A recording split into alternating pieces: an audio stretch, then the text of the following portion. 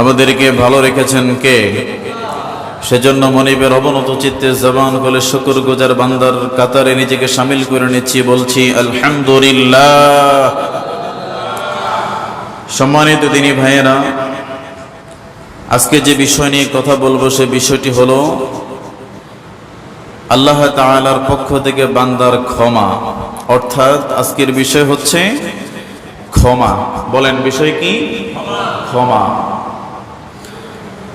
ক্ষমা হলো মহত্বের লক্ষণ।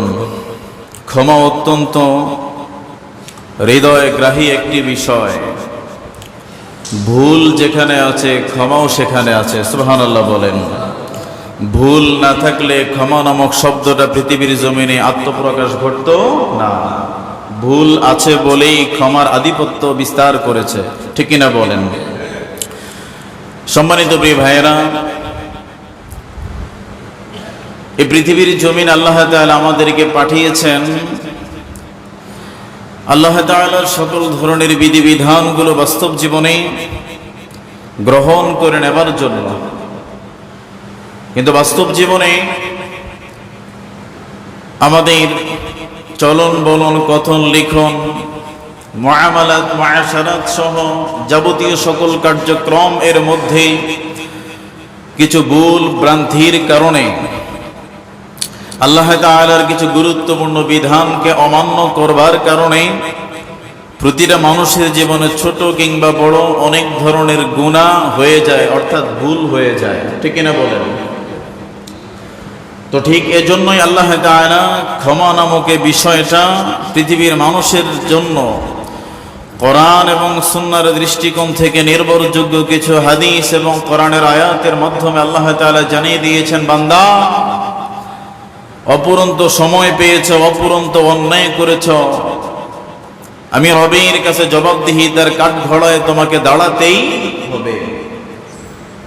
যে নাকি আমি রবের কাঠগড়ায় দাঁড়ানোর বিষয়টাকে যে বান্দা স্মরণ করে, ওই বান্দার দ্বারা কখনো অন্যায় করা, গুনাহ করা, মানুষ ঠকানো, জুলুম করা, হত্যা করা, পাপের কাজ করা ইত্যাদি ইত্যাদি সম্ভব না। এই জন্য সম্মানিত প্রিয় ভাইয়েরা, ক্ষমা কি? ক্ষমা শব্দটি হলো আরবি আফওয়া। আফওয়া শব্দটি হলো আরবি, এর আবিধানিক অর্থ হলো ক্ষমা।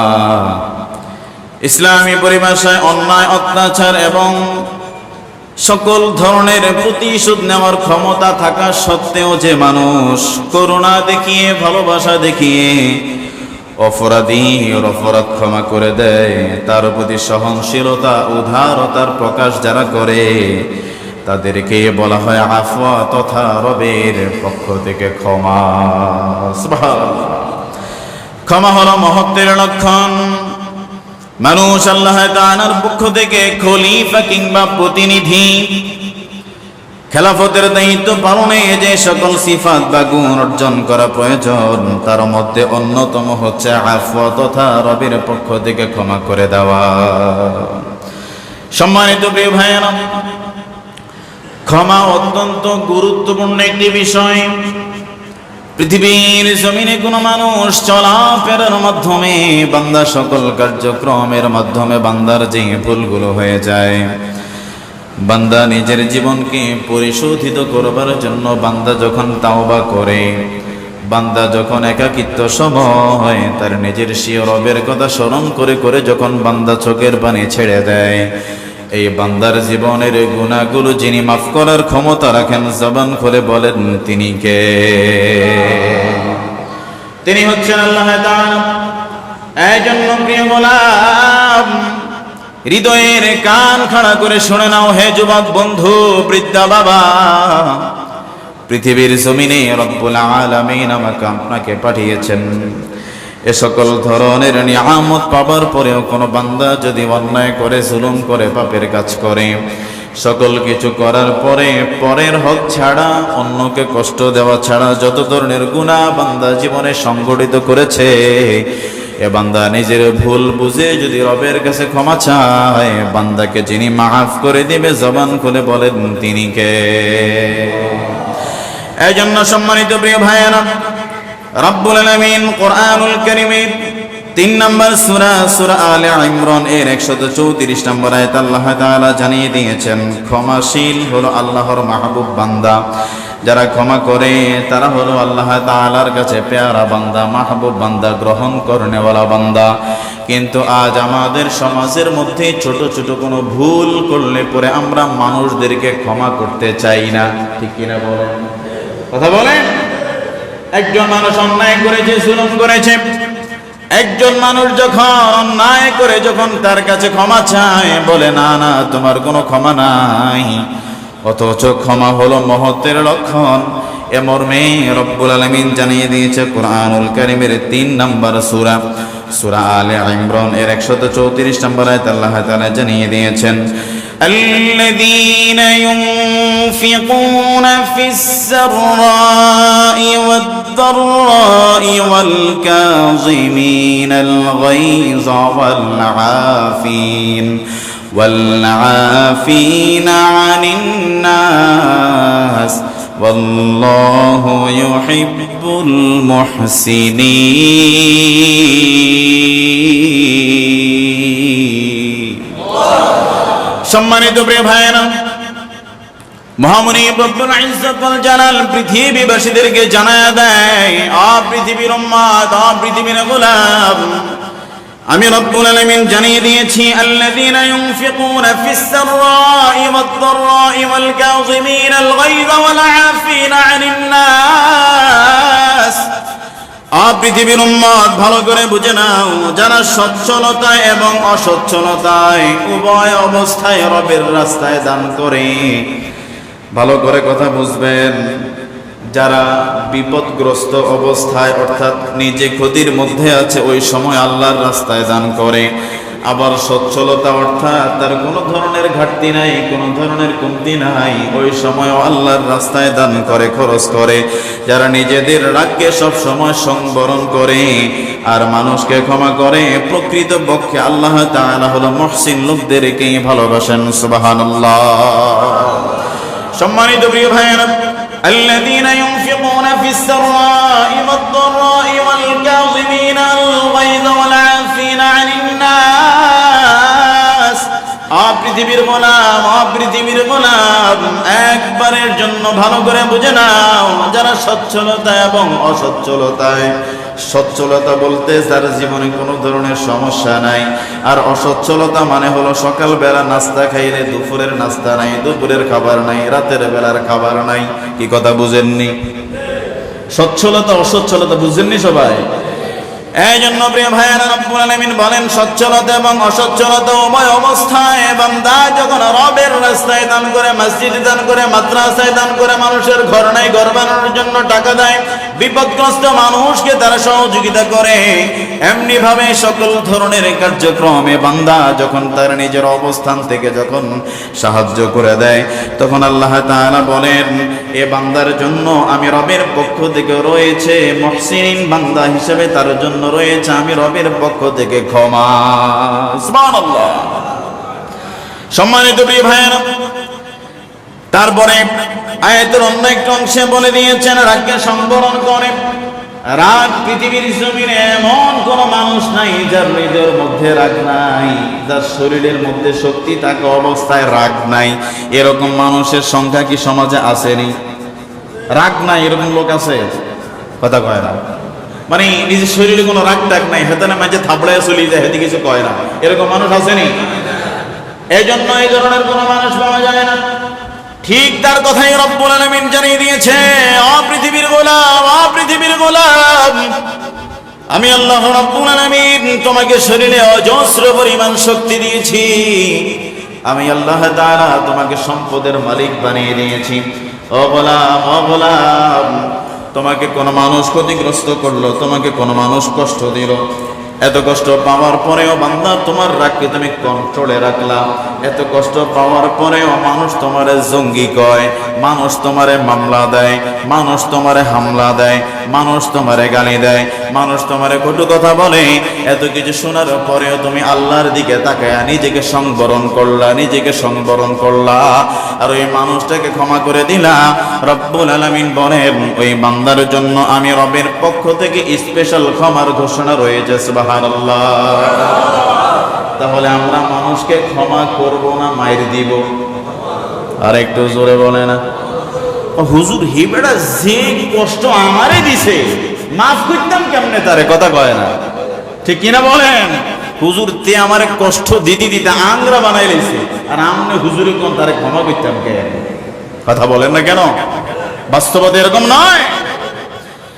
সম্মানিত প্রিয় ভাইয়েরা, ক্ষমা হলো একজন ব্যক্তির মহত্বের লক্ষণ। আপনি বান্দা একজন মানুষকে যদি ক্ষমা করতে পারেন, আপনি এই কথাটাই জানান দিলেন যে আপনার রব রব্বুল আলামিন এত ক্ষমতার অধিকারী। আপনি একজন রবের সৃষ্টি হয়ে সৃষ্টির প্রতি আপনি যে দয়া দেখালেন, আপনি আমাকে কষ্ট দিলেন, আমি আপনাকে মাফ করে দিলাম। আবার আপনি আমাকে কষ্ট দিলেন, আমি আপনাকে মাফ করে দিলাম, আমি আপনাকে কষ্ট দিলাম, আপনি আমাকে মাফ করে দিলেন। এই যে সৃষ্টির প্রতি সৃষ্টির একটি দয়া, এটা রবের কাছে বড় পছন্দনীয়। ও গোলাম, যেই গুণ যেই কার্যক্রম রব্বুল আলামিনের স্বয়ং নিজ কুদরতি হাতে, ওই কার্যক্রমটা তুমি বান্দা যখন পৃথিবীর জমিনে মানুষ হয়ে মানুষকে ক্ষমা করে দিলা, তখন রব্বুল আলামিন আহকামুল হাকিমিন বিচারক হয়ে তুমি বান্দার জীবনের গুনাহগুলো যিনি মাফ করে দিতে পারে, জবান খুলে বলেন তিনি কে? তাহলে আমরা মানুষকে ক্ষমা করার দরকার আছে না নাই? আর একটু জোরে বলেন, আছে না নাই? আছে। প্রকৃতপক্ষে আল্লাহ তাআলা মুহসিন মানুষদেরকে ভালোবাসেন। ওয়াল্লাহু ইউহিব্বুল মুহসিনিন।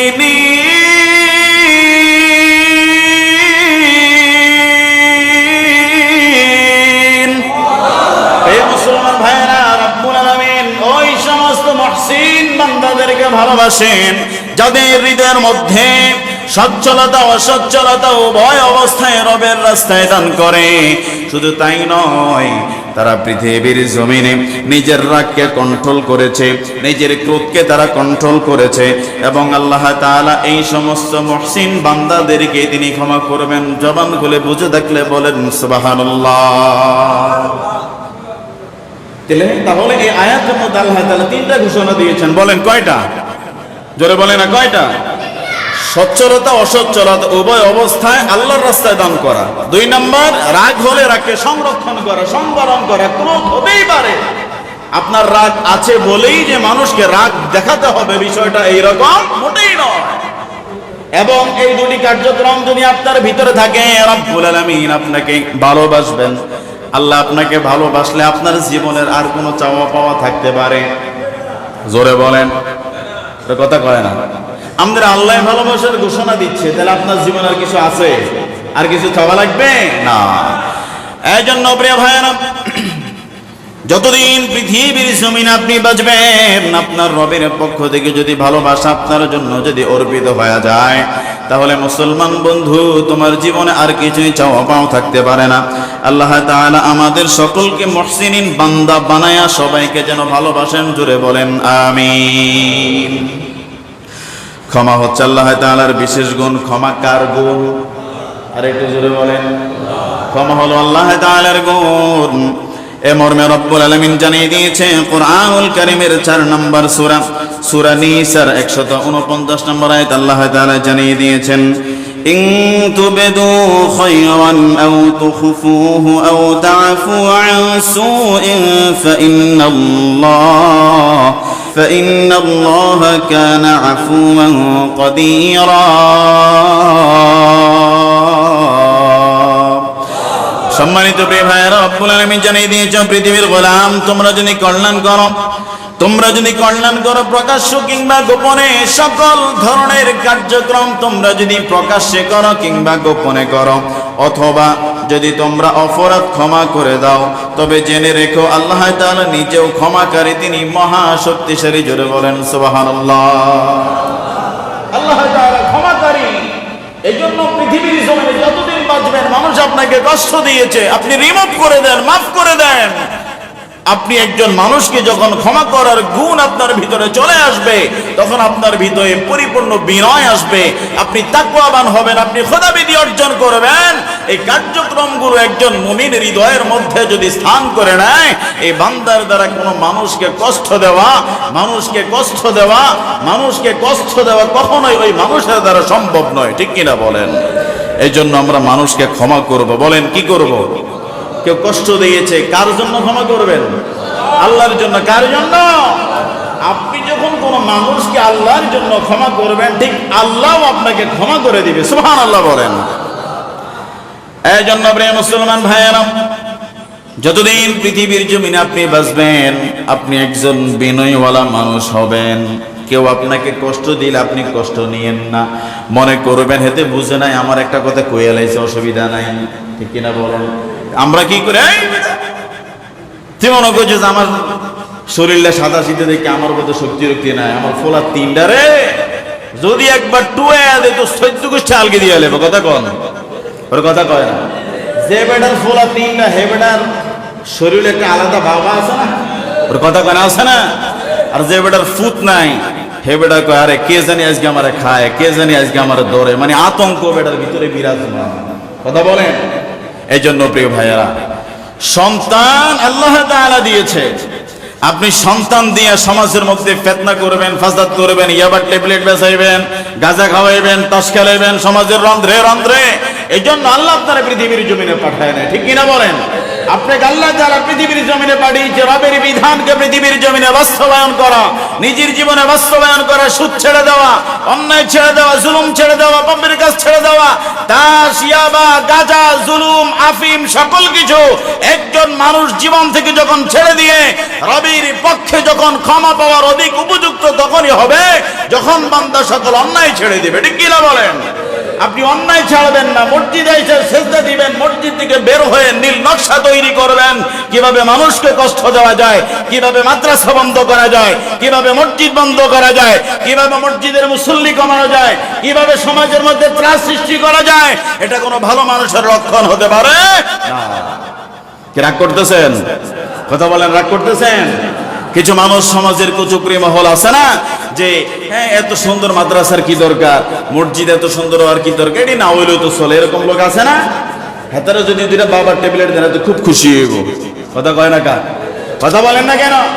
হেতারে এক ফুটলা গাঁজা দেন, হেবাটা খুব খুশি, এত হুজুরের লেগে দোয়া করে মাশাআল্লাহ, আমগো হুজুর ঠিক আছে, আমার গাজার পক্ষে কথা কইছে। এই জন্য প্রিয় ভাইয়েরা, সমাজকে যদি কন্ট্রোলিং পাওয়ারে যদি আপনি না ধরে রাখতে পারেন, এই সমাজ কখনো ধরে রাখা যাবে না। এটাকে আপনি কন্ট্রোল করতে হবে, কন্ট্রোল লেস হলে হয় না। এই জন্য প্রিয় বন্ধু, মসজিদ, মাদ্রাসা বলেন, সমাজ বলেন, অর্থনীতি বলেন, সামাজিক জীবন বলেন, যত অঙ্গনই আপনি বলেন না কেন, সকল জায়গায় যদি রবের সকল ধরনের বিধিবিধানকে আপনি যদি বাস্তবায়ন করতে পারেন, তাহলে আপনার সকল ধরনের সময়, সকল ধরনের কার্যক্রম যিনি কবুল করবেন তিনি কে? আওয়াজ করে বলেন, তিনি কে? এর জন্য রবের পক্ষ থেকে যদি বান্দা তুমি ক্ষমা পেতে চাও, আফওয়া, যদি রবের পক্ষ থেকে তুমি ক্ষমা পেতে চাও, তাহলে তুমি বিনয়ের কাতারে আসতে হবে, তাকওয়ার কাতারে আসতে হবে, ভদ্রতার কাতারে আসতে হবে, জুলুমের কাতার ছেড়ে আসতে হবে। আল্লাহ তাআলা সবাইকে অন্যায়, জুলুম, পাপের কাজ ছেড়ে ভালো পথে চলবার তৌফিক দান করুন। পড়ে আমিন। আর একটু জোরে পড়ে আমিন। সম্মানিত প্রিয় ভাইয়েরা, রব্বুল আলামিন জানিয়ে দিয়েছে ক্ষমা নির্দেশ সম্পর্কে কুরআনুল কারীমের 7 নম্বর সূরা আরাফের 199 নম্বর আয়াত আল্লাহ তাআলা জানিয়ে দিয়েছেন, খুযিল আফওয়া ওয়া আমুর বিল উরফি ওয়া আ'রিদ আনিল জাহিলিন। জোরে বলেন আল্লাহু আকবার। রব্বুল আলামিন জানিয়ে দিলেন, ও পৃথিবীর গোলাম, ক্ষমা হলো আমি রবের নির্দেশে বান্দা, পৃথিবীর জমিন আমি রবের পক্ষ থেকে তোমার জন্য ক্ষমা। এ ক্ষমা যদি তুমি বান্দা করতে পারো, আমি রবের পক্ষ থেকে তোমার জন্য অপুরন্ত নিয়ামতের ব্যবস্থা থাকবে। সুবহানাল্লাহ। খুযিল আফওয়া ওয়া আমুর বিল উরফি ওয়া আ'রিদ আনিল জাহিলিন।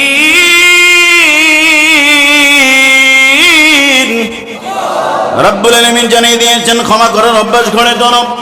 এমন আল্লাহ তাআলা জানিয়ে দিয়েছেন, ও পৃথিবীর গোলাম, ক্ষমা করার অভ্যাস তোমাকে গড়ে তুলতেই হবে। পৃথিবীর কোন ব্যক্তির আদেশ নয়, পৃথিবীর চেয়ারম্যান বলেন, মেম্বার বলেন, ওসি বলেন, এসপি বলেন, ডিসি বলেন, কারো আদেশ নয়, সরাসরি রবের আদেশ। বান্দা ক্ষমা করার অভ্যাস গড়ে তোলো। সুবহানাল্লাহ বলেন। কথাটা কেডাই কইছে? কথা বলেন না, কি বলছে? আল্লাহ বলছে ক্ষমা করার অভ্যাস গড়ে তোলো। মানে হলো তোমাকে কেউ কষ্ট দিয়েছে, তুমি মনে রেখো না, ক্ষমা করে দাও।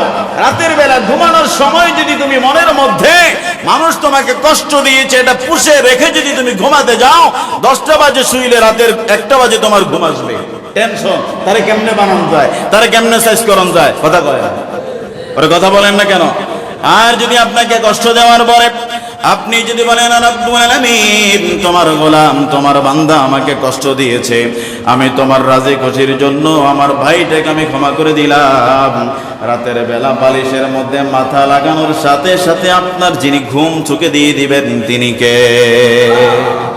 কেউ কষ্ট দিছে, ক্ষমা করলেন না, রাতের বেলা ঘুমাইতে গেছেন, শুধু নীল নকশা কেমনে তারে কালকে বানানো যাইব, কেমনে তার দোকানটা ফড়া দেওয়া যাইব, কেমনে তারে আগামীকালকে ঠ্যাং ভেঙে দেওয়া যাইব, এইরকম নীল নকশা যারা করে তারা ডিপ্রেশনে ভোগে, তাদের আত্মার মধ্যে শান্তি পাওয়া যায় না। এজন্যই রব্বুল আলামিন জানিয়ে দিয়েছেন, খুযিল আফওয়া ওয়া আমর বিল উরফি ওয়া আ'রিদ আনিল জাহিলিন। ও পৃথিবীর গোলাম, ও পৃথিবীর গোলাম, আমি রব্বুল আলামিন জানিয়ে দিলাম ক্ষমা করার অভ্যাস গড়ে তোলো, ভালো কাজের আদেশ দাও এবং মূর্খ জাহেলদের সাথে কথাবার্তা বলা থেকে তুমি দূরে থাকবা। জোরে বলেন সুবহানাল্লাহ। এখানে কয়েকটা মেসেজ আল্লাহ তাআলা দিয়েছেন। প্রথম মেসেজ হলো তোমরা ক্ষমা করার অভ্যাস গড়ে তুলবা, তোমরা ক্ষমা করবা, ক্ষমা শিখবা, মানুষকে ক্ষমা শিক্ষা দিবা। 2 নম্বর হলো ভালো কাজের আদেশ দাও। সমাজের 10টা ছেলে এক জায়গায় বসে তাসের আড্ডায় বসে আছে। আপনি গ্রামের চেয়ারম্যান বলেন, মেম্বার বলেন, ইমাম বলেন, মুয়াজ্জিন বলেন, মাদ্রাসার হুজুর বলেন, গ্রামের সাধারণ মুসল্লি বলেন, আপনার দায়িত্ব হলো ওই ছেলেদের মাথার মধ্যে, কাঁধের মধ্যে হাত দিয়া, বাবারে তোমরা যে কাজটা করো এটা তোমাদের জন্য শোভনীয় নয়, এটা সুন্দর নয়, চলো চলো তাসের আড্ডা ছেড়ে দাও, চলো আমরা সবাই মিলে মসজিদে গিয়ে এক কাতারে দাঁড়ায় নামাজ পড়ি। সুবহানাল্লাহ বলেন। এটা হলো সৎ কাজের আদেশ দেওয়া। এবং 3 নম্বরে রব্বুল আলামিন জানিয়ে দিয়েছে মূর্খ জাহেলদের কথাবার্তা থেকে তোমরা দূরে থাকবা। মূর্খ কিছু লোকজন সমাজের রন্ধ্রে রন্ধ্রে চায়ের দোকানে আসে না নাই, এরা দেখবেন কার বউ কোন জায়গায় যায়, কে কয়তলা ফ্ল্যাট কিনছে, কার কয়টা ব্যবসা প্রতিষ্ঠান, কার ছেলে কি করে, আর কোনো কাম নাই বেড়ার, শুধু এই কাম দোকানের মধ্যে বসে, আও কেউ জানছেন নি অমুকের বউ কই গেছে, আও খবর রাখছেন নি, জানেন কি আর রাখেন কি, অমুকে যে বিদেশ আইলো এ পর্যন্ত তো একটা চাও খাবাইলো না। কথা কয় না, কথা কন না কেন?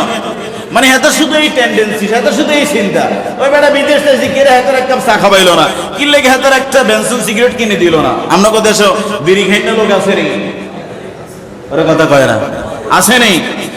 সেদিন আমি একটু অসুস্থতা বোধ করছিলাম, আমাকে হাফেজ সাহেবের কইছি নামাজ পড়ানোর লেগা, আমি পিছনে একমাত দিনাম নামাজে দাঁড়াইছি, আমার পাশে মাশাআল্লাহ আমনগে মসজিদের কথা একটা বিড়ি করে খাড়াইছে। বিশ্বাস যদি করেন না, আমাদের সালাম বেরানো পর্যন্ত আমার মানে অবস্থা একদম ফুল খারাপ হয়ে গেছে। কি কথা বুঝছেন নি? আমার আমনগে মসজিদের কথা বলতেছি, বিড়ি করে খাড়াইছে আমার লগে, হেবেডার শ্বাসে প্রশ্বাসে নিঃশ্বাসে মাশাআল্লাহ আতরে গেরান্ত নাই, বিড়ির গন্ধে আমার অবস্থা ফুল টাইট হয়ে গেছে। বিড়ি এটা খুব ভালো জিনিস, সিগারেট ভালো জিনিস। সংক্ষিপ্ত ভাবে বলে দেই, জাহান্নামে আগুন আছে না নাই? ওর কথা কয় না, আছে না নাই? বিড়ি যে খান আগুন লাগেনি, আমার কথা কেন লাগেনি? তাহলে আমাদের এত আগুন পছন্দ কাব্বা বাজান, কথা বলেন আপনার এত আগুন পছন্দ কেন? এটা তো জাহান্নামীদের কাজ। আপনি মুসলমান, আপনার পকেটে থাকবে তাসবিহ, আপনার পকেটে থাকবে আতর, আপনার পকেটে থাকবে টিস্যু পেপার, আপনার পকেটে থাকবে মেসওয়াক, এডি একটা লোক আপনার সম্পর্ক নাই, পকেটটা লাড়া দিলে বেডি ঘরে গেলে কয় খোদার কাটারে কইছি বিড়ি খাইতো না, পকেটের মধ্যে বিড়ির গন্ধে কিছু দুইটাম পারি না। কথা কয় না, কথা বলেন ঠিক কি না? এই জন্য প্রিয় ভাইয়েরা, যারা বিড়ি খান, আমাদের বেডির লোকে আপনি কেমনে রাত্রি যাপন করেন, এই বেডিকে আমাদের মন্ত্র কয় না কেন? আমরা যে আতর ব্যবহার করলে আমাকে বউকে সহ্য হয় না, কি আতর দিয়ে মাথা মাথা সব গরম হয়ে গেছে, তো বিড়ির গন্ধ কেমনে সহ্য করে? এজন্য প্রিয় ভাইয়েরা, বিনয়ের সাথে বলি, পায়ে ধরে বলি, আপনার সাথে এটা যায় না। অনেক মুরব্বীরে দেখছি মানে ঠোঁটে বিড়ি কন্ট্রোল করতে পারে না, তারপরেও এমনি মানে ছাতা দিয়া 2 হাত দিয়ে ধরে টান দেয়, কথা কয় না, আছে না নাই? মানে ঠোঁটে বিড়ি ধরতে পারে না, কন্ট্রোল হয় না, তারপরে 2 হাত দিয়ে ধরে রাখে, টান দেয়, আছে না নাই? এই জন্য প্রিয় ভাইয়েরা, বিনয়ের সাথে বলি, ক্ষমা চেয়ে বলছি, মনে কষ্ট নেবেন না। আপনি ইমাম রাখছেন আপনার ভুলগুলো ধরিয়ে দেওয়ার জন্য, কথা বলেন না। আপনি ইমাম রাখছেন আপনার পক্ষে সাফাই খাওয়ার জন্য নয়, আপনি ইমাম রেখেছেন অন্যায়ের প্রতিবাদ করবার জন্য। আপনি ইমাম রেখে আপনি নবাবজাদা সলিমুল্লাহ হয়ে যান নাই, আপনি ইয়াবা খাবেন, হুজুরের পক্ষে কথা বলবে, কথা বলেন না কেন? আপনি ইমাম সাহেব রাখছেন, হুজুর অন্যায়ের প্রতিবাদ করবে, জুলুমের প্রতিবাদ করবে, এটার নামেই একজন আলেম, এটার নামেই খতিব, কথা কোন ঠিক কিরা? আপনি সমাজের রন্ধ্রে রন্ধ্রে অন্যায় করে বেড়াবেন, আবার ইমাম সাহেব এখানে বৈশাখ করবো, কাকা আপনি যেটা করছেন ভালা কাম, কথা কন না কেন? এটা কি আমার দ্বারা সম্ভব? আপনি আমার পক্ষে থাকলেও সত্য বলতে হবে, আপনি 100 জন আমার বিরোধিতা করলেও আমার এটাই বলতে হবে, কথা বলেন।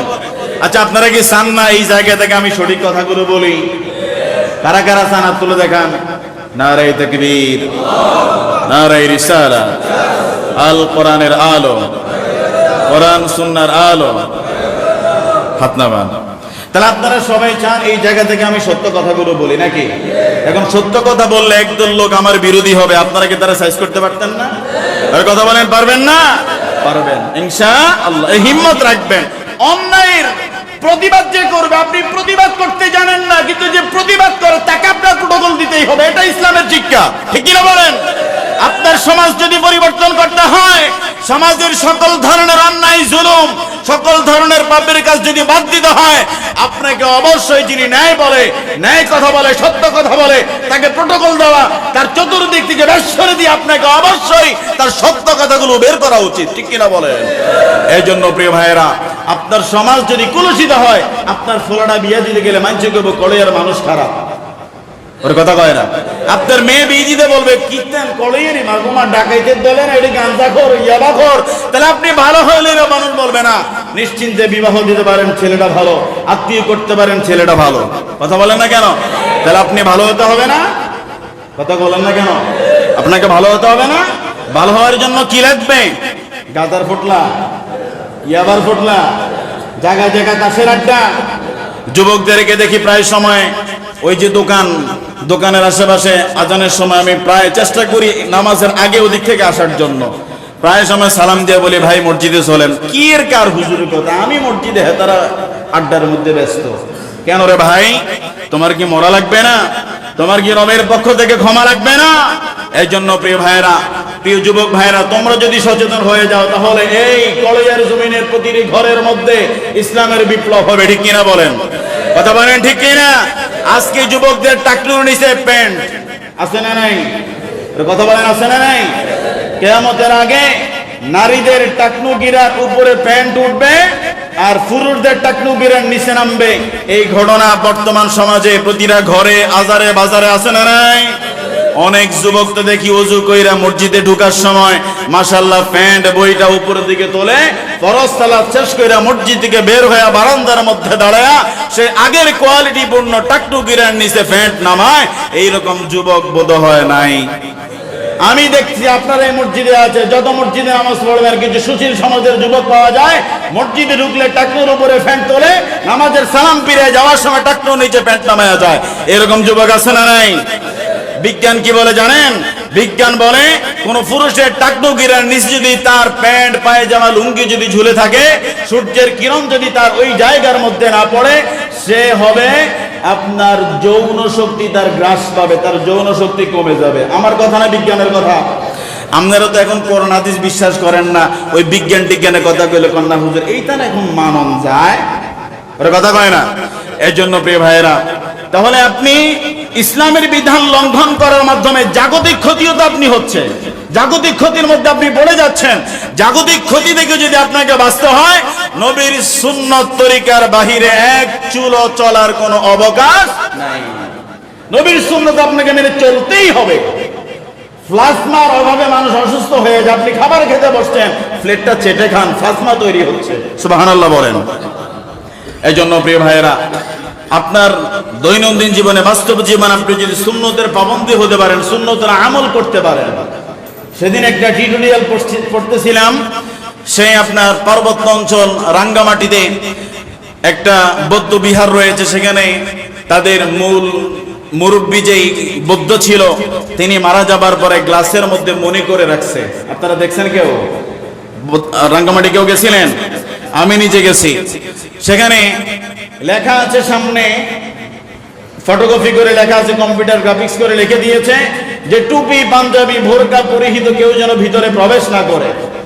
একজন প্যান্ট শার্ট পরা যুবক, তার স্ত্রী হাত মোজা, পা মোজা, বোরকাওয়ালা ছিল। তো বলতেছে যেহেতু বোরকা খোলা লাগবে, তাহলে আমার ভিতরে ঢুকে কাম নাই, তুমি যাই দেখে আসো, আমার বোরকা খোলা দরকার নাই। ঠিক ওই সময় আমার মতো একজন হুজুর সেখান দিয়ে ঢুকার সময় দেখলো যে ভিতরে ঢুকলে পাঞ্জাবি খুলতে হবে অথবা টুপি খুলতে হবে। হুজুর চিন্তা করছে একটু দেখতাম যাবো, টুপিটা খুললে অসুবিধা কি। হুজুর টুপিটা খুললে পকেটে ঢুকতে গেছে, পিছন দিয়ে ওই মহিলা বোরকা খুলে ভিতরে ঢুকলো। তার স্বামী জিজ্ঞাসা করলো, হ্যাঁ তুমি একটু আগে তো বোরকা পরিহিতা ছিলা, তুমি তো ভিতরে ঢুকো নাই। বলে হুজুর যদি টুপি খুলতে পারে তাহলে আমি বোরকা খুললে অসুবিধা কি? কথা বলে না, কথা বলেন ঠিক কি না? তার মানে হলো দাঈ ইলাল্লাহ, একজন ইমাম, একজন মুয়াজ্জিন সুন্নতের পাবন্দী হতেই হবে এবং মুবাহ কাজের আমলও ছাড়া যাবে না। একজন আলেম যখন সুন্নতের পরিপন্থী চলবে, তখন গ্রামের সাধারণ মানুষ মনে করবে টুপি পরা লাগবে না, পাঞ্জাবি পরা লাগবে না, কারণ হুজুর তো সুন্নত ছেড়ে দিচ্ছে। কথা বলেন। এই জন্য আমার প্রিয় ভাইয়েরা, এই যে আমরা টুপি মাথায় দেই, দাড়ি রাখি, চুল রাখি, মেসওয়াক করি, ঢিলা কলুক ব্যবহার করি, সকল কিছু সুন্নতের পাবন্দী অনুযায়ী যদি আপনার জীবন পরিচালিত হয়, আমাকে আপনাকে যিনি ক্ষমা করবেন তিনি কে? একটা আওয়াজ করে বলেন তিনি কে? তাহলে যুবক ভাই, তোমরা যারা আজকে এখানে উপস্থিত রয়েছে, যুবক, বৃদ্ধা, আবাল বনিতা, সবাইকে আমি হাত জোর করে, করজোর করে অনুরোধ করে বলছি, টাকনু গিরার নিচে আজকের পর থেকে কি প্যান্ট, পায়জামা, লুঙ্গি পরবা? কারা কারা পরবেন একটা হাত তুলে দেখান। নারায়ে তাকবীর। যুবকটি খিস খেয়ে রয়েছে, মানে উড়াইতো না। নারায়ে তাকবীর। তুমি উড়াইছো না, আল্লাহ দেখছে। হাত নামান। তুমি উড়াইছো না, কে দেখছে? আল্লাহ দেখছে। তোমার ফ্যাশন তোমার হামদায় দিব, কবরে যাইও বেটা। বুঝো নাই কথা? ফ্যাশন তোমারে কে দেখাবে? ফেরেশতারা জিরানোর সুযোগ নাই। ফেরেশতারা কোবাইবো আর কোবা ডাক্তার নিচে নামা, কোবাই তোরে। এই জন্য প্রিয় ভাইয়েরা, সুন্নতের পাবন্দী হবেন, সুন্নত মেনে চলবেন, আপনার জীবনে শান্তি আসবে। সুন্নত নাই, আপনার জীবনে শান্তি নাই। সম্ভবই না। সুন্নত ছাড়া জীবনের মধ্যে কোনোভাবেই আপনার জীবনে সফলতা আসা সম্ভব না। এই জন্য নবী করিম সাল্লাল্লাহু আলাইহি ওয়াসাল্লামের যতগুলো সুন্নত রয়েছে, আপনি পারেন না সেটা ভিন্ন বিষয়, যতদূর পারেন আপনাকে অবশ্যই গ্রহণ করতে হবে, মানতে হবে। আল্লাহ আমাদের সবাইকে তৌফিক দান করেন। পড়ে আমিন। আর একটু জোরে পড়ে আমিন।